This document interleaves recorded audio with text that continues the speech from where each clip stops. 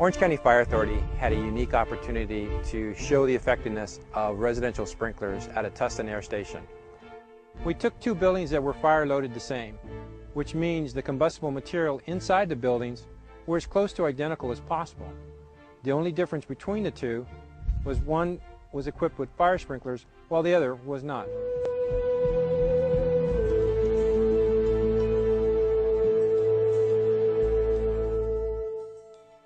This room is furnished to represent a typical bedroom. There are pictures on the wall, drapes covering the windows, a bed with pillows and blankets, as well as other items. The fire is started in a trash can. As the fire grows, it starts to make a run up the drapes. It takes just 60 seconds to activate the smoke alarm down the hall. As the temperature rises and the toxic smoke becomes dense, your chance of survival decreases by the second. The temperature in the room has risen so fast that your next breath would sear the lining of your lungs if the toxic smoke hasn't already taken your life.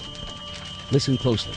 You can hear the hallway smoke alarm melting as the fire, radiant heat, and smoke spread throughout the rest of the structure. This time, smoke and flames attract neighbors' attention. Fire emergency. I'm walking by a residence at 6830 Super Stallion, and there's fire and smoke actually coming out of an upstairs window. Once the 911 call has been received, it will take approximately 6 minutes until the first unit arrives on scene. Orange County Fire Engine 222. We have a six-plex, two-story residence. Well-involved unit on the second floor. Start second alarm. Local Region 222, copy your request for a second alarm, six-plex well involved, a battalion fire. It is now 13.5 minutes into the burn, and the entire room is engulfed in flames. As firefighters enter the structure, they must first extinguish fire that has spread throughout the building, and then make their way towards the point of origin.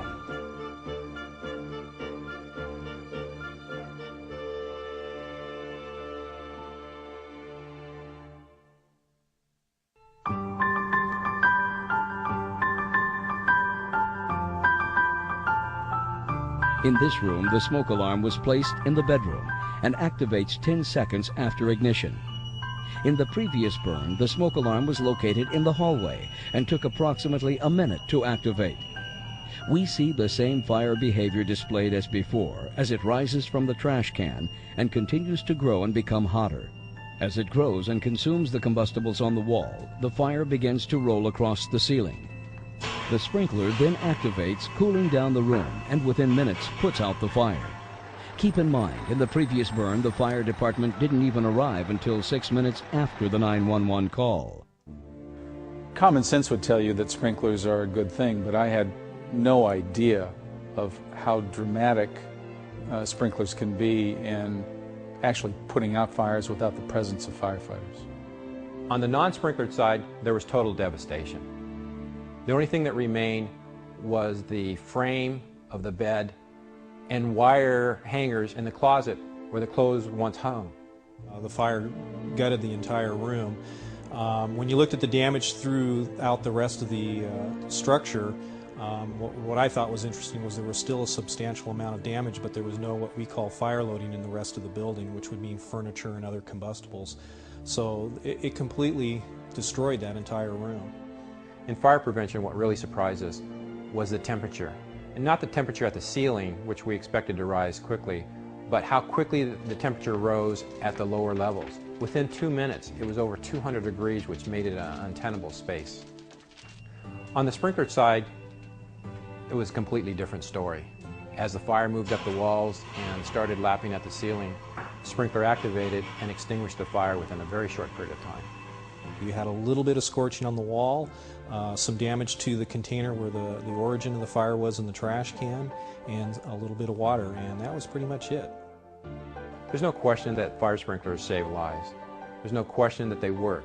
The reason why you don't hear about it is that it is a non-news event, in that nobody dies, seldom is there an injury, and there's very little property damage. We'll respond units. By the time we get there, we cancel the rest of the units as a small mop-up operation, and that's all that's done. I understand that developers, people who build homes and apartments and commercial buildings, have a lot of heartburn over sprinklers because they do add cost, they add expense to construction. But I would suggest to you that any developer, any builder who actually sees a demonstration, a real-life demonstration of what sprinklers do will change their mind rather quickly.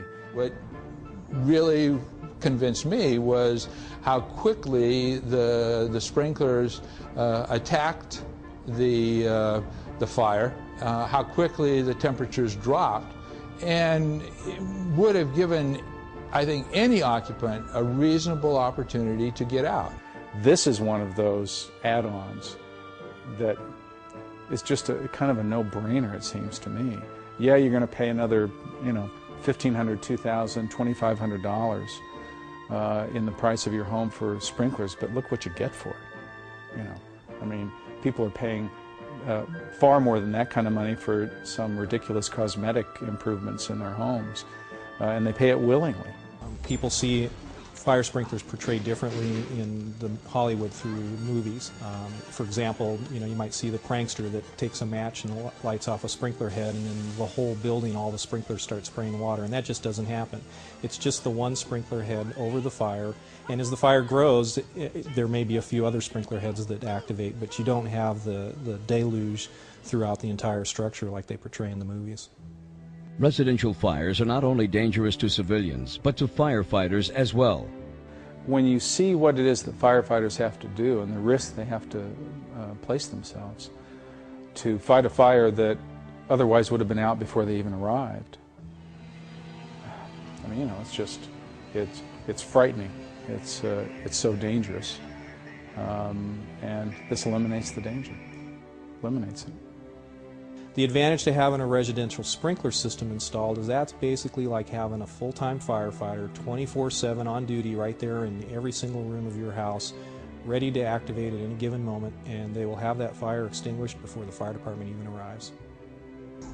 I think if city councils had an opportunity to see the demonstration that I saw, and if OCFA could present information on the actual cost, that I believe that the majority of councils would be convinced that their residents would be protected by residential fire sprinklers at a minimal cost.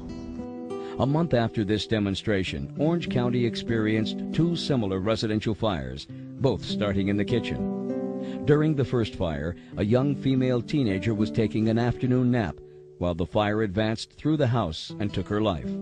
2 weeks later, a 6-month-old baby girl was left unattended in a high chair when a fire ignited. As the fire grew, fire sprinklers activated, sparing the child's life. Here we live in one of the most technologically advanced nations in the world, and yet we're allowing people to die in residence because of no sprinklers. I mean, every fire that I've gone to where there's been a fatality, had there been fire sprinklers there, not only would the damage been minimized, but a person would be alive to tell about that. Any developer, any builder who actually sees a demonstration, a real-life demonstration of what sprinklers do will change their mind rather quickly. You cannot put a price on life.